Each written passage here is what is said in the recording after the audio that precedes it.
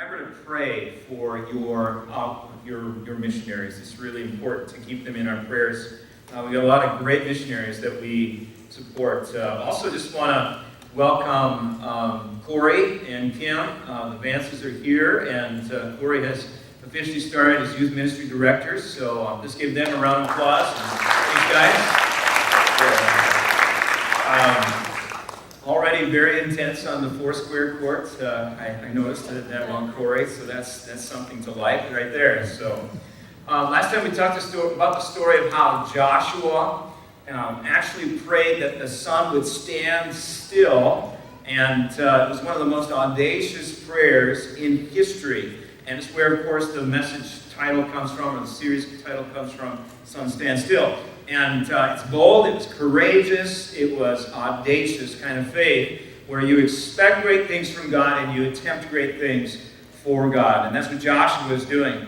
But you know, some folks will never, ever ask God for great things, and they're just afraid of doing that kind of thing. And so they kind of build a little box around themselves and say, you know, they kind of cower in fear about asking God to do anything, while others want to conjure up faith within themselves to try to force God to do what they want Him to do for them. The name it and claim it kind of faith idea there. And so we talked last time about how those two extremes are not biblical, but that the biblical space for faith, as the Bible describes it, is pursuing a biblical, audacious kind of faith that asks God to do great things and for His glory and not our own. So today, we want to talk about the problem, a problem that holds us back from audacious faith, another problem, and that's the problem of the ordinary view of yourself. So this is another barrier to audacious faith. You may think to yourself, for example, I'm just a regular guy, I'm just a normal person, nothing remarkable, and certainly nothing supernatural ever happens through me or ever will. And audacious faith, well, that's reserved for special Christians. But that's not me. I'm just an ordinary person. And in our Sun Stand Still book, there's a section called, that we read this past week, called Ordinary George, who is an orthopedic physician's assistant. Just an ordinary guy that wanted his life to count for Christ. And he had been waiting for God to do like a big call on his life. You know, he's like, oh God, I just want to serve you, but I don't know how, I don't know when, I don't know what I should be doing, so I'm just waiting for like a lightning bolt from heaven, a big call, a big experience. And finally he realized, well, that's not what I should be doing. What I should be doing, I'm not a great speaker, I'm not a great singer, but all I need to do is be available to God to do what He wants me to do. When the earthquake in Haiti hit in 2010, George thought, as he watched the news, what must it be like for those people? And then he just asked God, what do you want me to do? And then he took a step of obedience, and another step of obedience, and another step. We talked about that last time. Faith is a stepping toward the direction that God is leading you, just one step at a time. And then he found himself in Haiti with a team of people, a medical team, serving people with their medical needs, people devastated by the earthquake. And at the end of their time there, they had one last surgery. It was on a little 3-year-old boy named Bernard. And Bernard couldn't speak. His tongue was kind of tied. And so they began a surgery to free his tongue. And Bernard, of course, he's a little guy, eventually gets restless. And so one of the physicians, just to calm him down, began singing in his ear just real sweetly, Jesus loves me, this I know. And before long, the whole team of medical folks there are singing along. And Bernard kind of settles down. When the surgery is finally done, Bernard just makes everybody laugh. He turns to everybody and he sticks out his tongue. Because he could, right? And George says that his Sun Stand Still prayer is that Bernard will one day become a preacher of the gospel in Haiti. And we don't know if that's happened already or not, because it's been a number of years since this book was written. But the point is that George is available. And this is key for audacious faith to happen.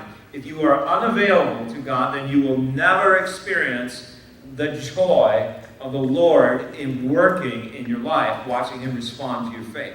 Ordinary people have a choice whether or not they're going to be available to God on a daily basis. And God is inviting you and me, ordinary folks, just to be available to Him. And God uses ordinary people.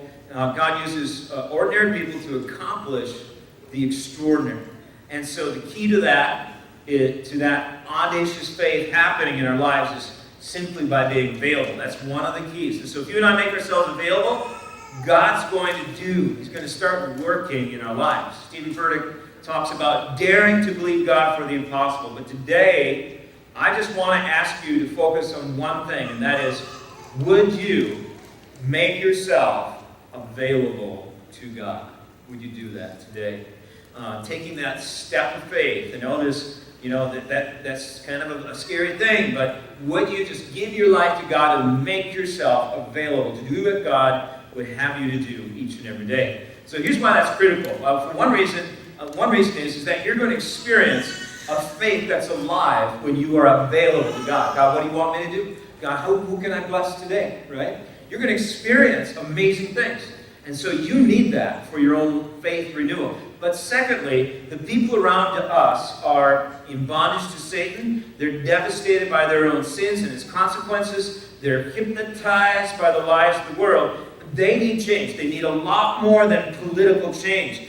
The people around us, the people in this room, we all need hope. We need real hope. And when we become available to God, our ordinary becomes extraordinary.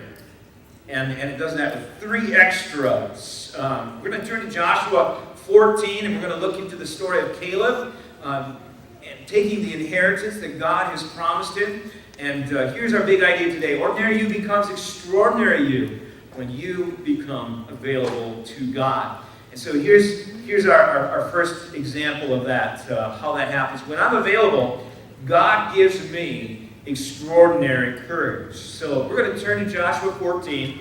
We're going to start by reading verses 5 through 9 this morning. So it says this: So the Israelites divided the land, just as the Lord had commanded Moses. Now the people of Judah approached Joshua at Gilgal. Joshua was the leader. And Caleb, son of Jephunneh the Kenizzite, said to him, "You know what the Lord said to Moses, the man of God at Kadesh Barnea, about you and me. I was 40 years old when Moses, the servant of the Lord, sent me from Kadesh Barnea to explore the land, and I brought him back a report according to my convictions. But my fellow Israelites who went up with me made the hearts of the people melt in fear. I, however, followed the Lord, my God, wholeheartedly." Caleb and Joshua were part of a group of 12 spies that had spied out the promised land over 40 years earlier. So, and you notice the conflict as we read those verses. In verse 7, we saw that Caleb brought back a report according to my convictions. But the other spies, except Joshua, made the hearts of the people melt in fear, he says. So here's the report they brought back. Numbers 13 says this. If you want to read more about this story, it's all in Numbers 13, or a lot of it is. It says, they gave Moses this account. These are the spies bringing back the report. We went into the land to which you sent us, and it does flow with milk and honey. Good news, right? Here's his fruit. They brought back this amazing examples of fruit from the land. Good news, right? That's the good news. Here comes the bad news. But the people who live there are powerful, and the cities are fortified and very large. We even saw the descendants of Anak there. The Amalekites live in the Negev, that's the south. The Hittites, Jebusites, Amorites live in the hill country, and the Canaanites live near the sea and along the Jordan. Then Caleb silenced the people before Moses and said, "We should go up and take possession of the land, for we can certainly do it." It's a bold statement. But the men who had gone up with him said, "We can't attack those people. They are stronger than we are." And they spread among the Israelites a bad report about the land they had explored. They said, "The land we explored devours those living in it. All the people we saw there are of great size. We saw the Nephilim there. The descendants of Anak come from the Nephilim. We seemed like grasshoppers in our own eyes, and we looked the same to them." So it is good news, bad news. And they can't help but tell how huge these people are and how the odds are absolutely stacked against Israel. And so it was the word of the 10 against to Joshua and Caleb. And as a peer group, the whole group of people, of the Israelites, turned negative, and they eventually threatened the leadership. And this is what happens when ordinary people are filled with fear and not with faith. They completely will miss the plan of God. They miss the amazing story that God wants to write into their life. So there's this peer pressure, and in the essence of that is not so much the peers, but what's going on inside, the fear pressure. And it can grow so fast. It's a contagion that can overtake a whole group of people in less than a minute. Fear pressure. And everything is not awesome here. It's terrible. We're going to die. The odds are against us. There's no way we could ever do this. And in the middle of that report of the 10 spies, Caleb steps in. It wasn't Joshua, it was Caleb. And he says, we should go up and take possession of the land, for we can certainly do it. Now, you just look at that and say, what extraordinary courage to stand against the mounting peer pressure and even the inner fear pressure he probably felt going on in his heart. How do you manage the fear in your life? How do you manage the fear that goes on in your life? How do you manage the peer pressure against you in your life? Well, you see, Caleb and Joshua believed God was bigger than the biggest giants in the land, greater than the greatest walls among those cities. Even though they felt like grasshoppers, they knew that to God, everybody looks like grasshoppers, and God's fighting for them, right? So they have the big guy on their side. It's a great outcome. So they just made themselves available to God. Yahweh, who just brought them out of Egypt, as they were slaves there, brought them through the Red Sea, handles Pharaoh's army really nicely, and then in the wilderness, they're thirsty. He splits open the water. Water comes from the rock. He splits open the rock. Water comes from the rock. It's an amazing story. And Joshua and Caleb, they were willing to trust God in spite of all this fear pressure from outside as well as probably within. Marcy and I hosted a block party at our house on Friday night, at the backyard patio, and during the block party, one of the neighbors pulls out his smartphone, and he shows everyone this app that he has that tracks the orbit of the International Space Station. And it's just an amazing thing, and you can find the app at the App Store, but the space station orbits the Earth at a speed of over 17,000 miles per hour, and it goes around the Earth every 90 minutes. It's just doing that all the time in kind of different orbits. And so we were actually able to see it go over twice that night on Friday night. And the second time it came over, Al, our neighbors, showed us that on his app that it would at some point over our heads fade out of visibility right overhead of us. And when I asked why, he pointed out, well, that the only reason that we can see it is because the sun is reflecting off of it. And so it's so high that even though it's dark here, we can see the sun reflecting off of it, but at some point it moves into the shadows of the Earth and it's eclipsed, and you cannot see the International Space Station any longer. And it's just like, wow, that's amazing. And it kind of just faded out, into nothing. It was there, we couldn't see it any longer.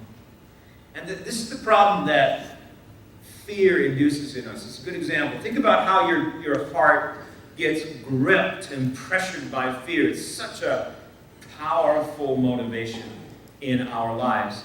And the shadow of fear comes over us, and we easily, quickly forget God is here. God is present. God is available. The Almighty, who spoke the universe into being, is our God. He's with us, and we just forget that. Just like he disappears to us. And if you're available to God, you need to have a way to face fear pressure. The challenge is, in that moment of fear, when you're getting gripped by fear, maybe everybody around you is, taking it back to God. Not overcome by it so that you can't see God anymore, but remembering God is there, and to activate your faith, asking God to help you, to acknowledge, God, I know you're with me. God, I'm asking you to make yourself available to us right now and help us in this moment.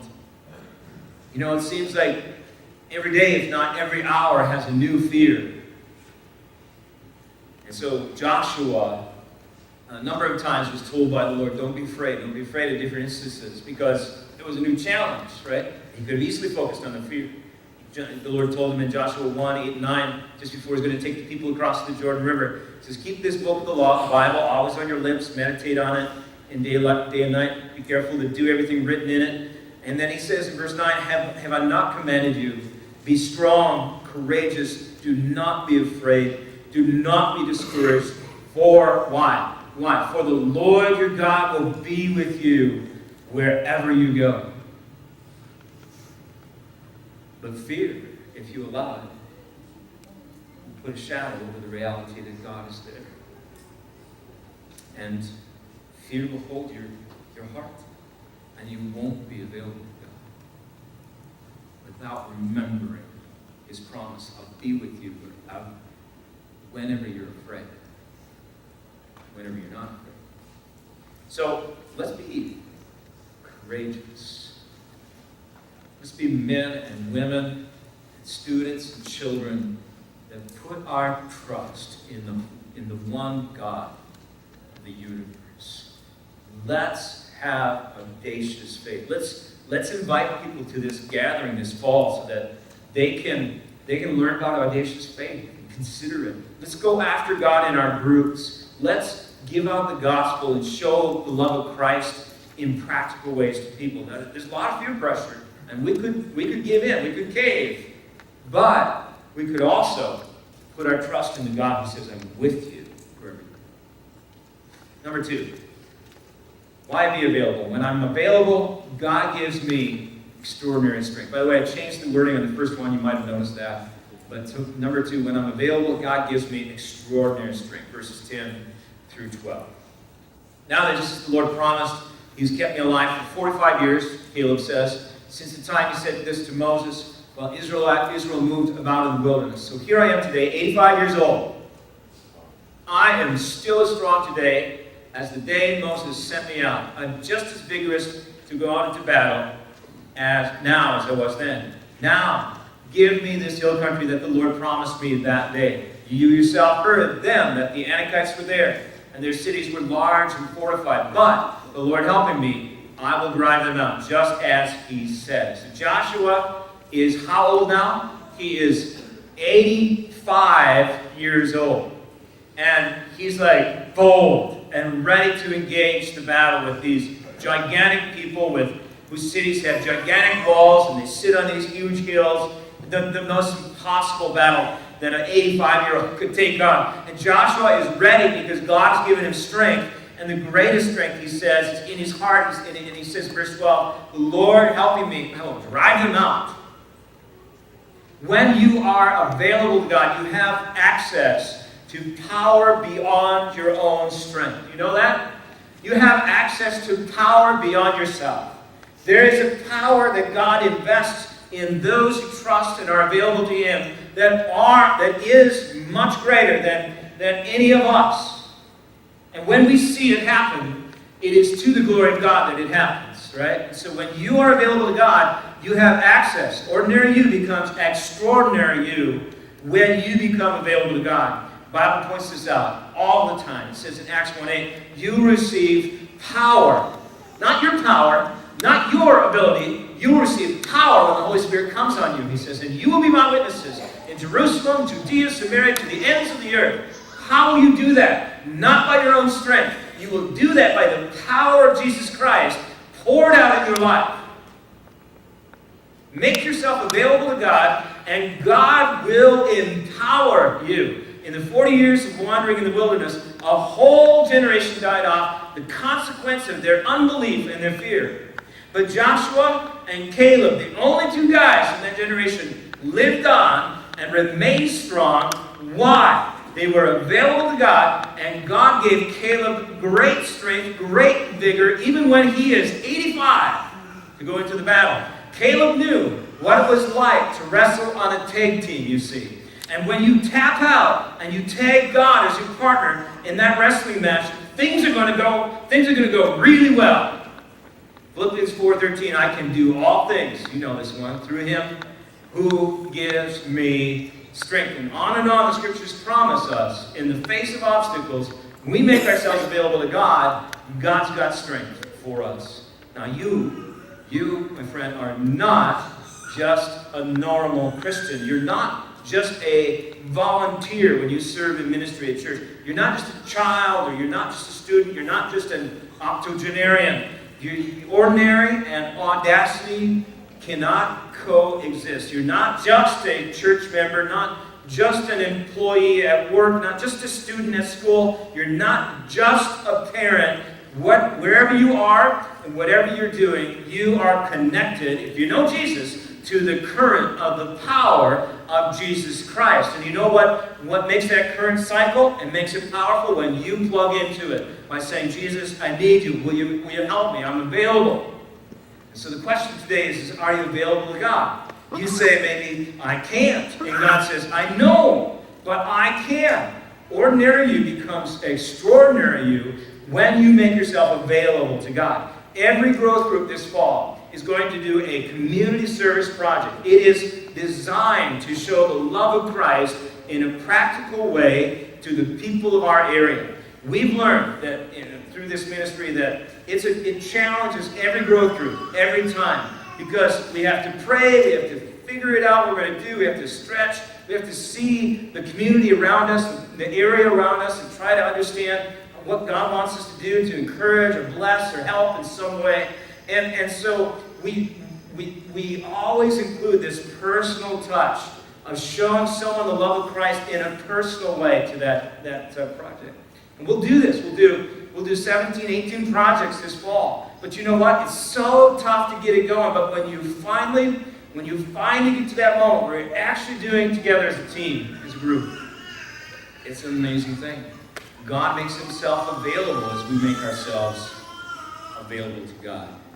And through Caleb's example, we ask, am I available to serve God?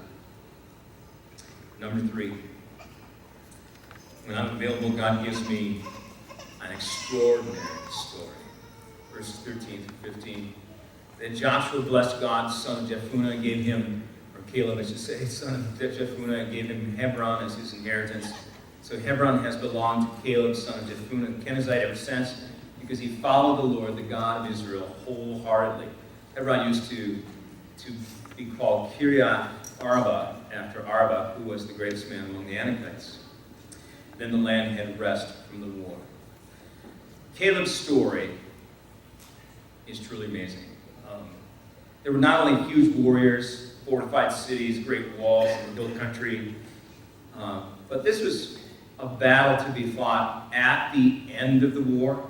This happens at the end of the taking of the promised land. And so, in other words, Caleb, alongside of all of the other soldiers of Israel, had fought through the entire time and fought many other battles for many other parts of the land. And finally, good old Caleb gets his chance at the end of the line. And he had waited for this moment. And I think he wanted it to be the last moment. And so this is kind of the heart of Caleb, you see. Others first, then me. The enemy may cause me to look like a grasshopper, but my God is bigger and greater and mightier than anyone and anything. And I can wait. I can help others with their battles. I'm available, you see. And finally he comes and he says, it's time. Joshua, give me that land. Give me that. And Joshua blesses and gives it to him. And that is the heart of a man who's available. When you and I follow God wholeheartedly, becoming available to God, he will write an extraordinary story. And the story of Caleb is an extraordinary story. An 85-year-old man, full of vigor, and ready to take on the hardest battle of the entire land. You know, when I was a speech teacher in high school, I noticed that the freshmen didn't sign up, and the sophomores didn't sign up, and the juniors didn't sign up. You know why? Because nobody wants to do a public speaking course, right? Everybody hates it. And I understand, because I did too.